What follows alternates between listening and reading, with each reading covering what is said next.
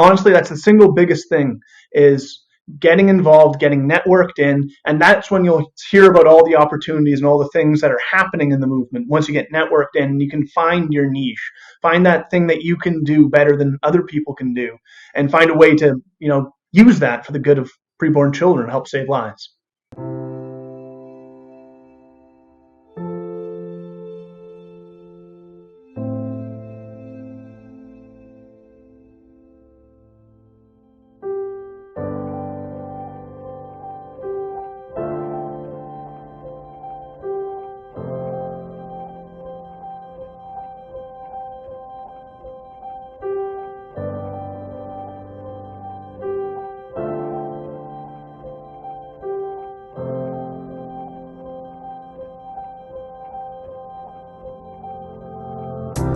Hi folks, and welcome to Humans of the Pro-Life Movement, an initiative of the Pro-Life Guys podcast where we highlight the defenders of the defenseless. We have conversations with people who are making sacrifices of their time, energy, and talent for the benefit of the weak and vulnerable members of the human family, the preborn children of Canada and around the world. And today I'm joined by a good friend of mine, Cameron Wilson from the Wilberforce Project, the political coordinator. Cam, how you doing? Good. Thanks for having me, Cam. It is a great joy. Cam Wilson and I go way back. He was one of the first people I met when I moved to Calgary. We've done lots and lots of stuff together. But Cam, to start off, the question we love to lead with is demonstrate that you're a normal human being. Now, you and I both know that you're not a normal human being, but share a little bit about who you are and what you do outside of the pro-life movement. Well, yeah, I'm probably most of my time I spend outside when I'm not working is reading and doing stuff, nerdy things like that. I'm a pretty big nerd. I love reading. I love history, politics.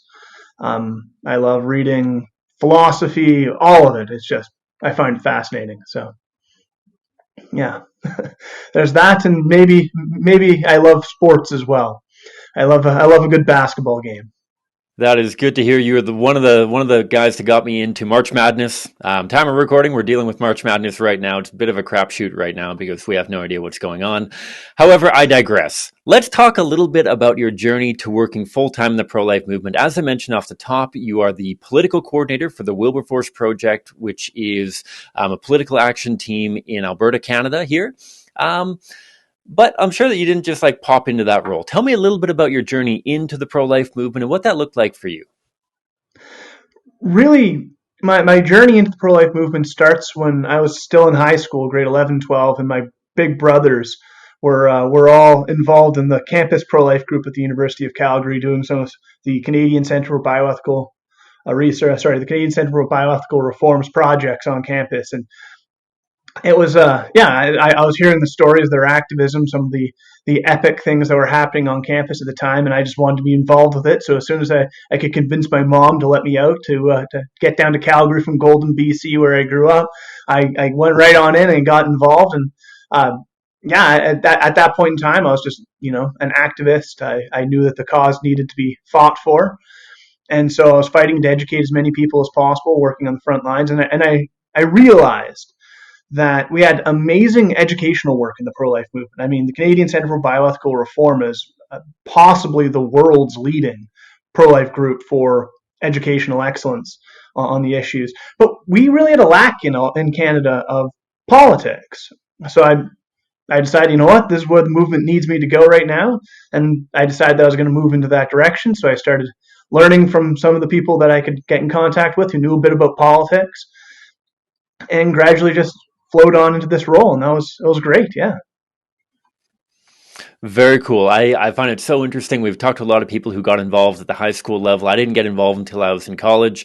And so you've been actively involved in arguably a full-time role within the pro-life movement for the last almost 10 years now. And as a volunteer before that, you've got a huge wealth of experience doing different forms of pro-life outreach, different forms of political action. Can you give us a couple of experiences that really stand out to you that are very, very memorable during your time in the pro-life movement? Yeah, I mean, the breadth of things going on in the pro-life movement is often what really amazes me. Even I've been involved in a bunch of different organizations, and the number of people doing putting their head down, just getting the work done quietly, efficiently, and in the background blows me away. I think the best experiences that I can remember, the first off the top is always going to be Florida Gap. The 2 years I was able to go down there and do that. That was an incredible experience. Got to meet a bunch of solid, excellent pro-life activists. That's where we actually met, was at a Florida Gap.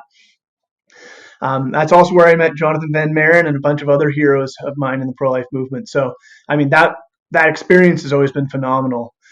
Another thing that really stood out for me was doing some of the Unite Life stuff, which was an initiative that the Wilberforce Project used to do a bunch of years back, where we'd get a bunch of pro-life groups in Alberta, get a bunch of the leaders together into a room to start having the discussions about networking and where we're going to go as a movement next in Alberta, and just meeting all the wonderful people who were doing all of the incredible work and hearing about their projects and being able to workshop ideas with them. That was just a phenomenal experience. So those were probably the two that stand out biggest to me. Yeah. Gotcha. I'm glad that you mentioned that first trip that we met on down in Florida.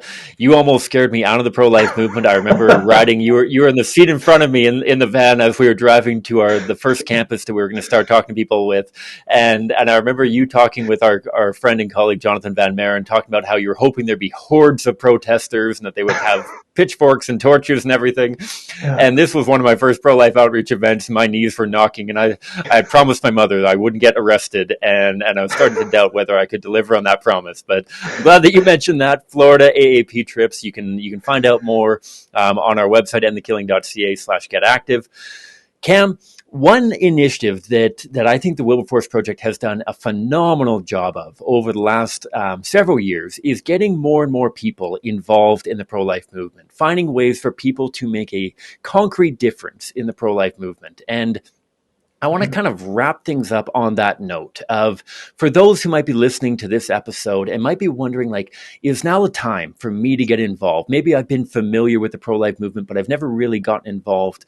What would you say to them to kind of tip them over the edge and get them actively engaged in the pro-life movement? And how could they do that with the Wilberforce Project? So the number one thing I would say right now that you should do is something that might seem really simple, but it's also really important. And that is stand up and be counted. We do political work, which means that when we sit down with an MLA or an MP or the premier or the cabinet ministers or whoever it is trying to fight for good pro-life public policy, we've got to be able to say, these are the people that we speak for. And if we don't know who you are, we can't say that we speak for you, this is something that we're lobbying on your behalf for. So go to the wilberforceproject.ca and go to the census, which is a pro-life census, stand up, be counted, and fill it out so that we know who you are and we can start fighting on your behalf. Because honestly, that's the single biggest thing, is getting involved, getting networked in, and that's when you'll hear about all the opportunities and all the things that are happening in the movement. Once you get networked in, you can find your niche, find that thing that you can do better than other people can do, and find a way to, use that for the good of preborn children, help save lives. Yeah. Gotcha. I'm glad that you mentioned that. I think it's so important, to have that database of people who are open and willing to making whatever difference they can. And like you said, to give you guys the leverage you need to be able to sit down with politicians and make sure that they know that there is a large number of people out there who actually hold to the pro-life worldview, who reject abortion in all of its forms, all stages of human development. And so I'm glad that you mentioned that. And I'm glad that you've been able to join us today. It's great to be able to reconnect with you. You're one of the guys that has really, really helped me develop as a pro-life ambassador. And so I'm glad that you can join today. I'm glad that you mentioned the Wilberforce Project. And for those tuning in, I encourage you to continue checking out other content, not only from the Pro-Life Guys podcast. You can find our main podcast on all of your favorite podcast catchers, as well as our website, prolifeguys.com, as well as our other series, this, Humans of the Pro-Life Movement, as well as our Pulse, a monthly roundup of all the important and interesting pro-life news from around the world. As Cam Wilson mentioned, you can find out more about the Wilberforce Project on their website, thewilberforceproject.ca. Be counted, and have your voice added to thousands of others from Alberta, And also feel free to learn about the work that the Wilberforce Project is doing. Many of you, I'm sure, are not living in Alberta. They have some incredibly good guidance for how you can make a difference politically within your region, within your country. So please do check them out. Cam, thanks so much for joining me today. You're great. Keep rocking, and we'll talk again soon.